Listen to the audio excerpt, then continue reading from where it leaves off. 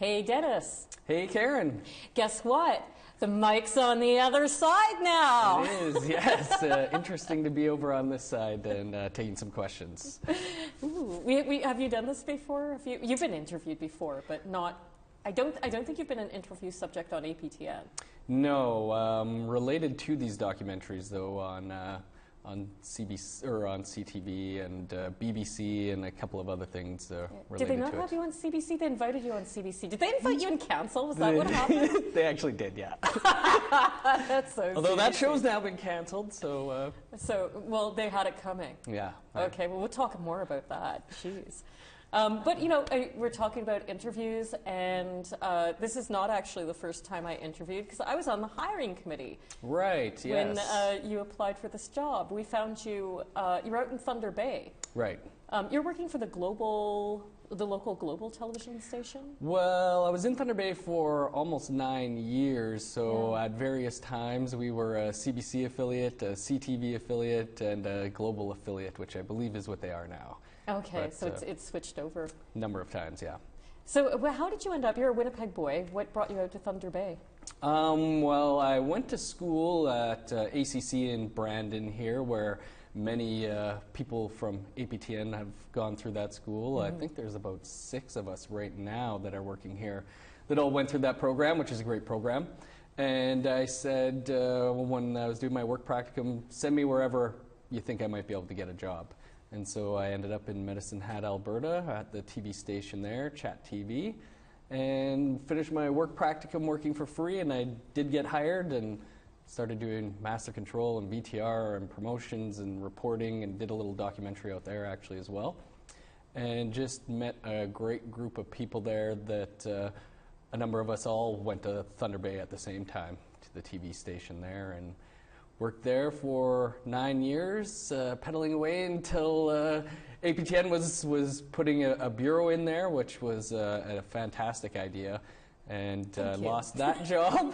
But as it would be, you asked, I believe it was yourself, well, are you interested in coming to Winnipeg at all?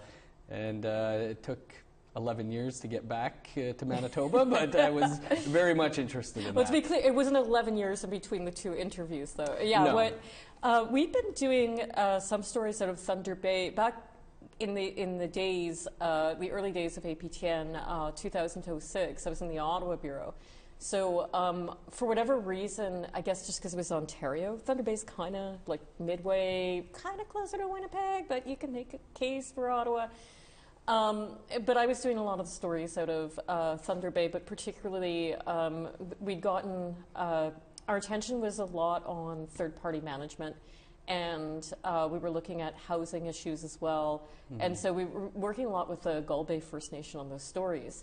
So then, you know, I left and we'd kind of forgotten all about Thunder Bay, and I came back to APTN, and there was just, these stories kept coming out of there. Yeah. And we kept sending people up to Thunder Bay, and I said, we've got to open a bureau there. So coming to you, when you applied for the job, we had an internal candidate.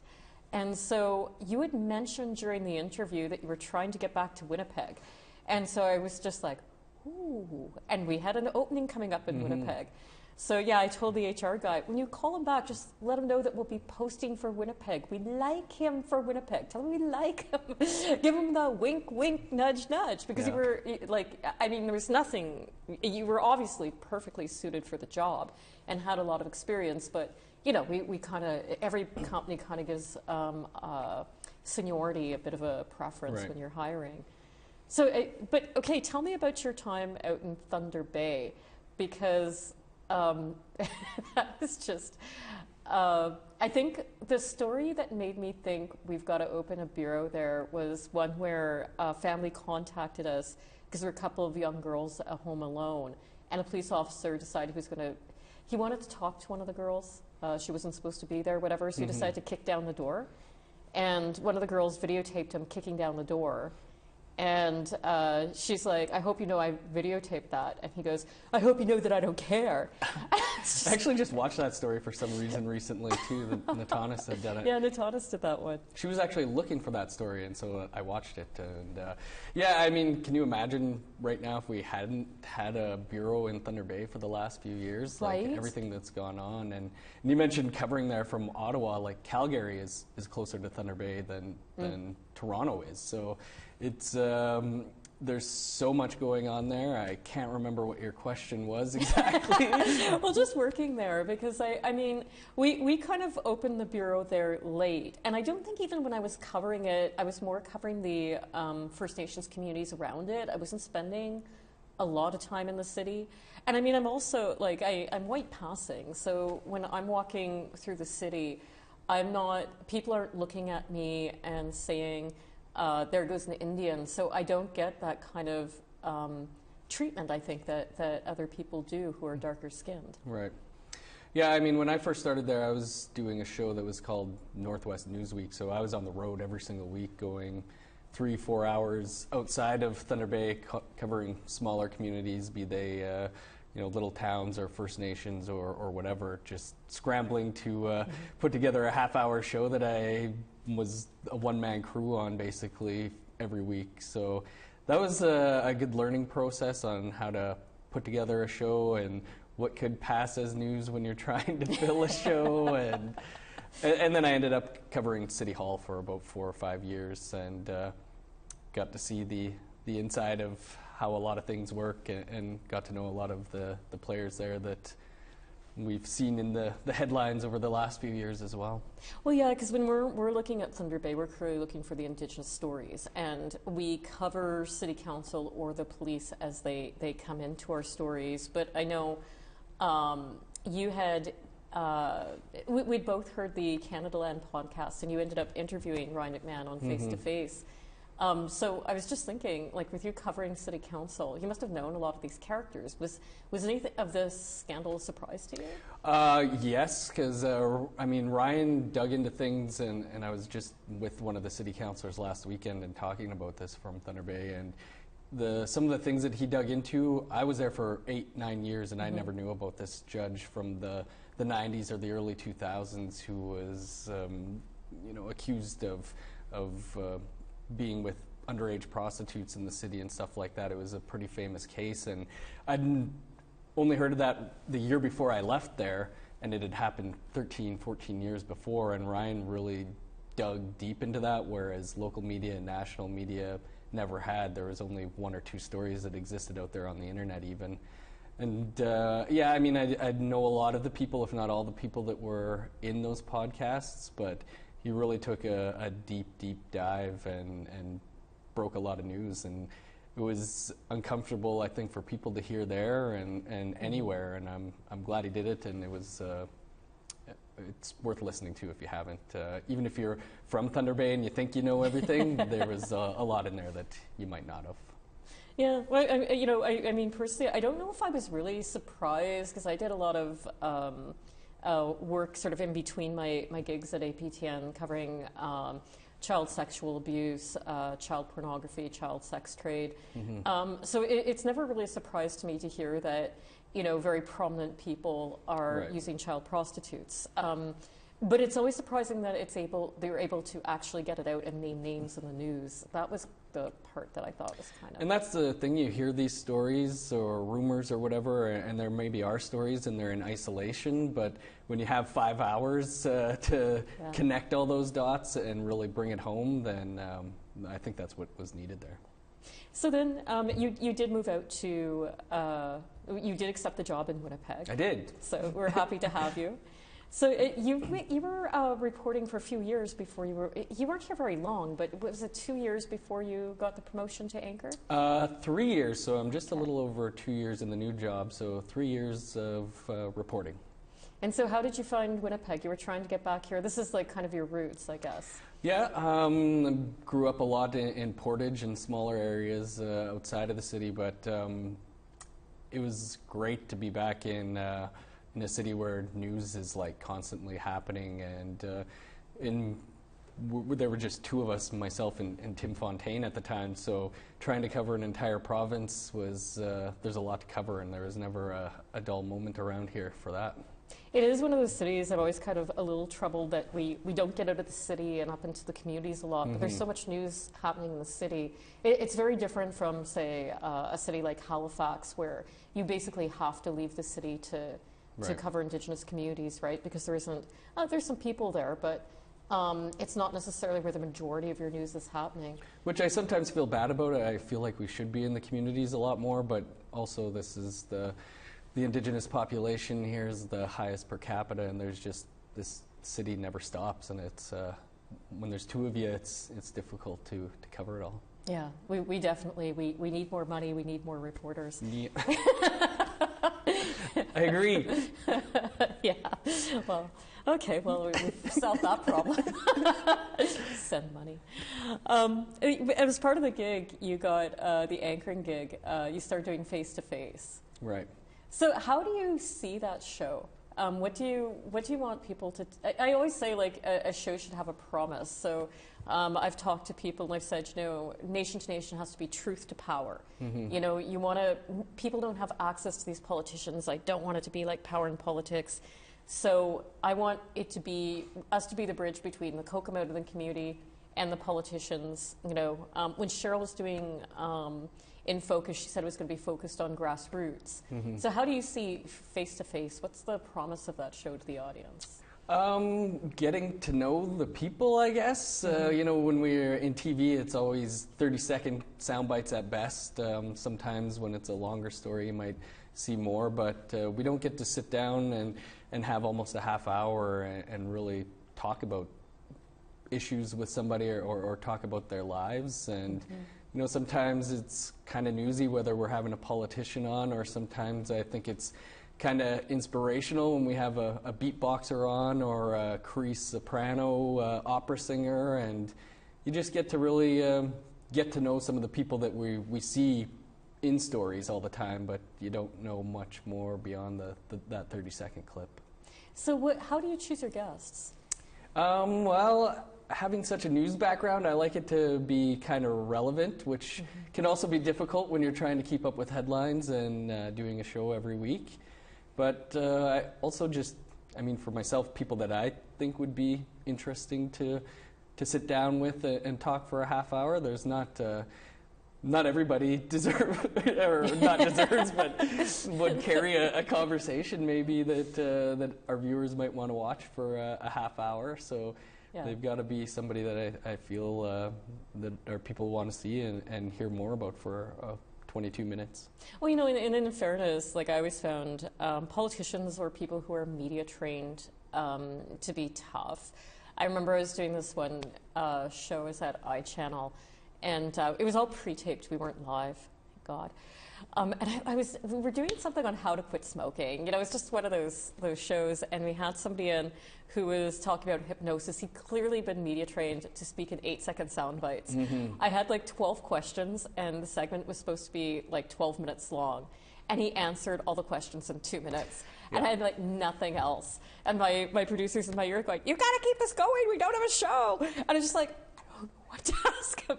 So we're just like... Yeah, and that definitely happens. Even with when I did In Focus for that little bit there, you have your questions and everything, and sometimes you go through them all in the first few minutes, and you're just thinking in your head, how am I going to fill the next 40 minutes?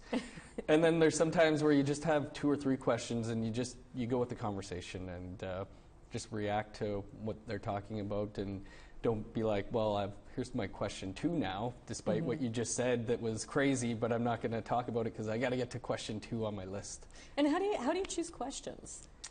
Researching interesting things about the person, and again, like I said, I try and keep it somewhat topical. Like when we had the season opener this year was Robert Falcon Ouellette, and we were the Saguenash, the Prime Minister doesn't give an F had just happened, and so that was going to be a topic of discussion. So reacting to what's taking place and also just trying to better understand the person.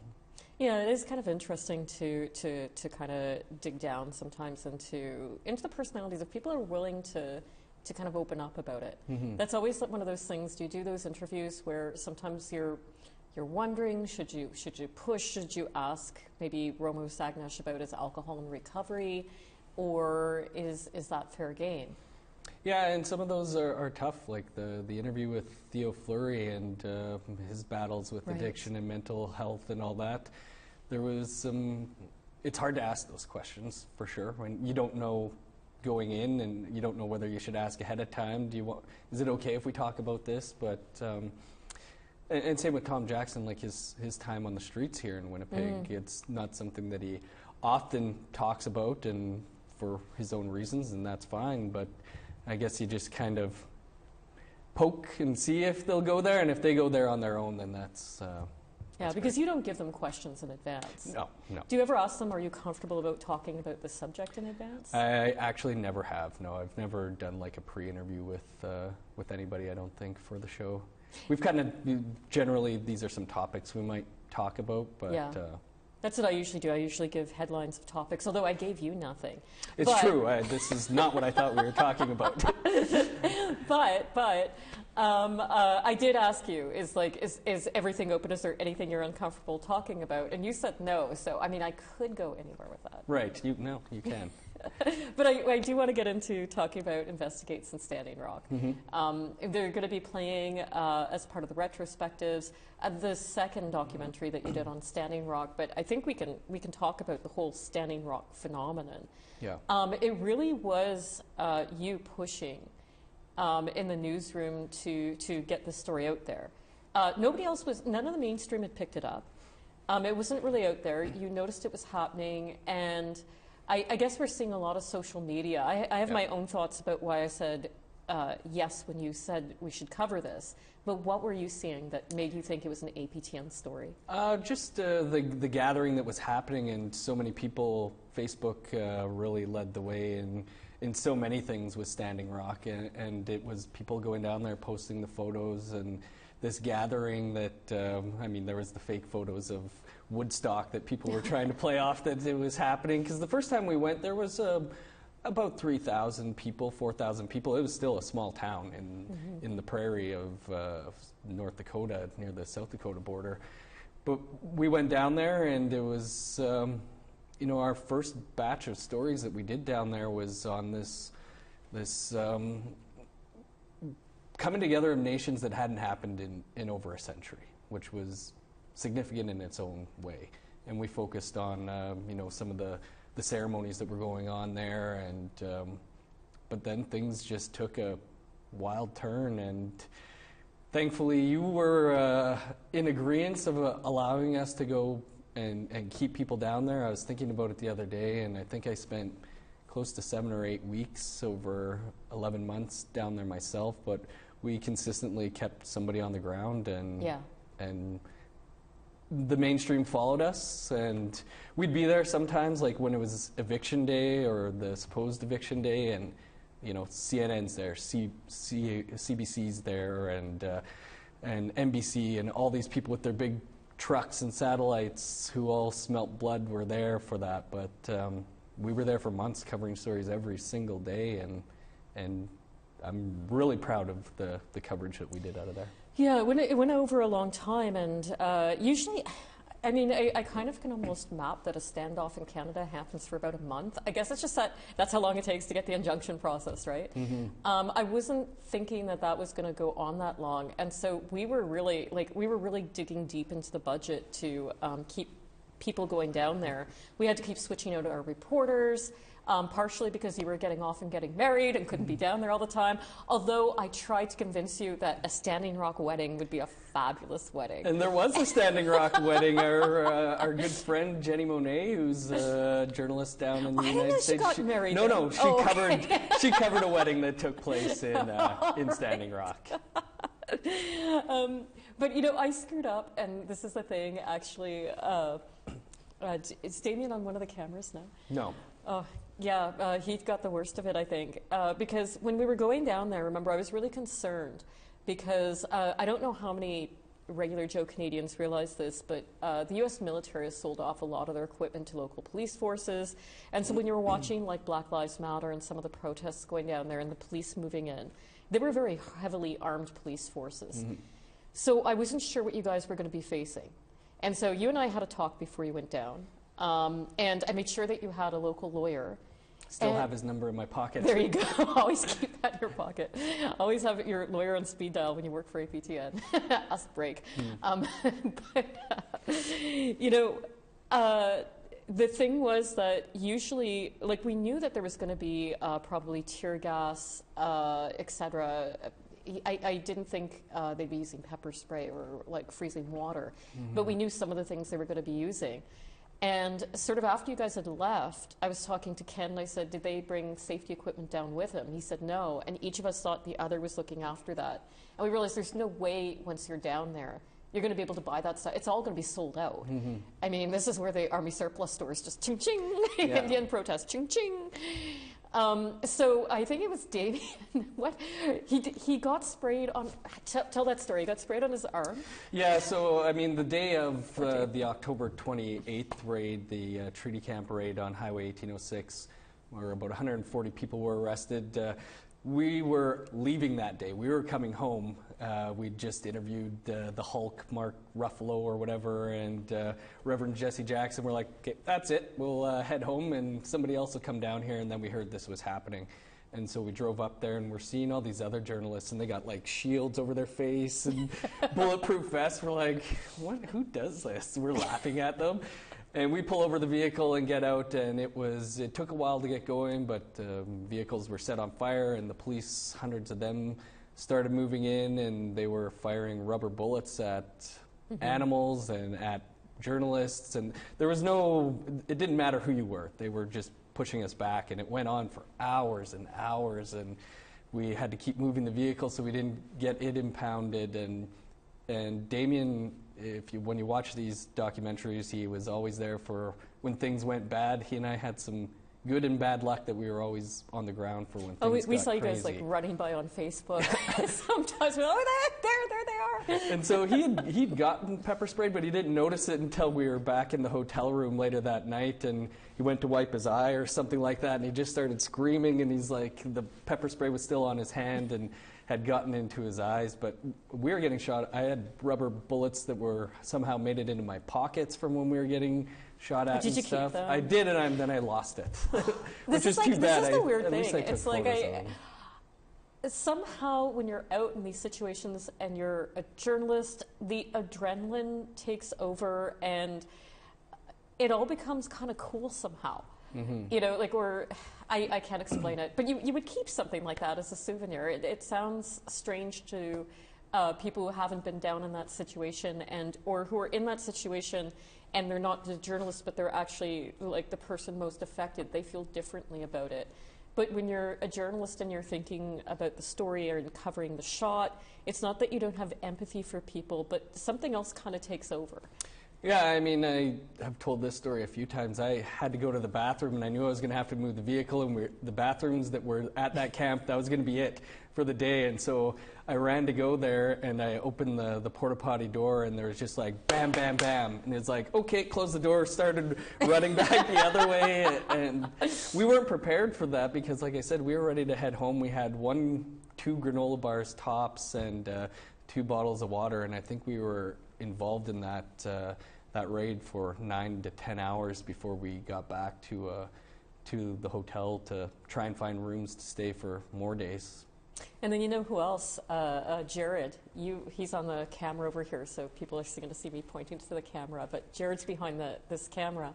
And Jared, you were out there wrapping your body around Tamara as they were shooting rubber bullets. Yeah, he's nodding. We did eventually get equipment down, I think, on a subsequent round, but not vests. We hadn't thought of that, so we rethink these things.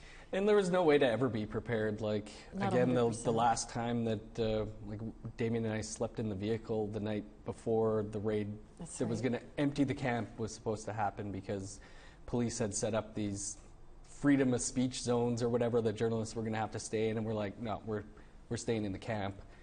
And then things went on, and we were ready to go home. We thought it was over, and it wasn't over. There was another big event that unfolded, and we had to walk, I think, 2 miles almost uphill both ways in snow and mud. And like, a story for the kids. No matter how many times we were down there and brought things that we thought will be set, no matter what happens this time, it didn't matter. Everything just flew out the window, and you just reacted as you could.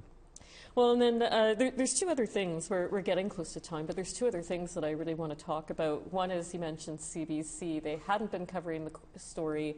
They invited to have you on, and they canceled. I don't know that we need to say a lot about this, but we're also going to do a Facebook Live, and we advertised it, and then all of a sudden, CBC, just minutes before, decides to do their own Facebook Live on Standing Rock. Bad on CBC. Bad on CBC. Well, what had happened is they didn't realize that they actually had people that were down there at the exact same time when we were. And so they called back and said, oh, we actually had our own people there, so I'm told we're going to talk to them. That's not making them look better. No, it's just not. The other thing, I wanted to talk about this piece that we're playing, because you went back like a year later. Right. And there's several things that happened and why you went back. But to me, one of the interesting parts of the story was that you looked at all the fundraising. Mm-hmm. Because we have always wondered about this. We will see like something happen like this event or a family tragedy, and these fundraising sites pop up. And we're always very reluctant because we're not sure who's behind them to promote them on news. So usually we don't. Mm-hmm. But people are finding them. And I think I looked at your piece, and one account raised $3 million. And we don't know who that account belonged to. And there was a total of something like 20,000 accounts raising money. Yeah, so That's some crazy. of the things that we were able to find. 20,000 accounts raising money. And we only for looked at GoFundMe, which Standing Rock that year was the second largest fundraiser for GoFundMe. $9 million was raised through there. And as we know, there's all these other things that you can PayPal and fundraiser and whatever else. The Standing Rock Sioux Tribe itself brought in $11 million through donations. Much of that had to go to, making sure people survived out there on the land, providing bathrooms and cleaning it up, and also the losses that they were taking at the casino because A, the highway was closed, and B, nobody wanted to people from Bismarck didn't want to head out there because there was a lot of myths and rumors about what was going on, so I think their casino lost $6 million or something. But anyways, the tribal chair at the time said that he believed $40 million in total raised, 29 million of which he says he has no idea where any of that went. And there was a lot of rumors online about, people were misusing money, and when you're talking about $40 million in the grand scheme of which would kind of was it was this massive movement, but at the same time, $40 million for all the people that were there, that's a lot of money. And the current Standing Rock chairman said, people were using our name in bad faith and fundraising off of our backs. And so one of the people that you mentioned that won GoFundMe for $3 million for the Sacred Stone Camp under LaDonna Brave Bull Allard, who hosted the very first camp, she said that she never started that fundraiser, that she told us it was some man in California who started it on behalf of her, and that they eventually did see some of the funding that came from there, but she took a lot of heat for sure of where funds went or where funds were being directed, and she told us for that documentary that she never started the account. And people have to be so careful. Mm-hmm. Well, it was like really an important story, and I just want to thank you for talking to me today. And I just want to say that I did, because you always look so nice, I did attempt to put on a suit and suit up. So yeah, no, I wish we matched a little more, but it's not too bad. Yeah, I don't think I got the collar quite right, but that's okay. You know what? You'll teach me. Yeah, it looks slick, I'll tell you that. Thanks so much, Dennis. Thank you.